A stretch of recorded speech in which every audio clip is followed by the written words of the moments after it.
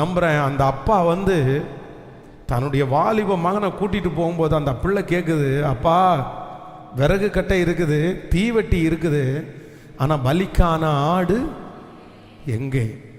உடனே அந்த அப்பா என்ன கற்றுக் கொடுக்குறாரு அப்படின்னு சொன்னால், யெகோவா ஈரே, கர்த்தர் கர்த்தர். இந்த விசுவாசம் எங்கேருந்து ஆரம்பிச்சிருச்சு? அவங்க அப்பாக்குள்ளே இருந்து ஆரம்பிச்சிருச்சு. அவங்க அப்பா அவ்வளோ பெரிய சூழ்நிலையிலையும் மனசு விடாமல் என்ன சொல்கிறாருன்னா, கர்த்தர் பார்த்து கொள்ளுவார், கர்த்தர் பார்த்து கொள்வார்.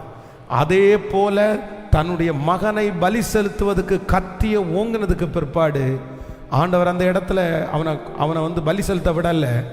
அங்கே முள்புதரில் சிக்கி இருந்த ஒரு ஆட்டை எடுத்து அவன் பலி செலுத்திட்டு தான் திரும்பி வந்தான்.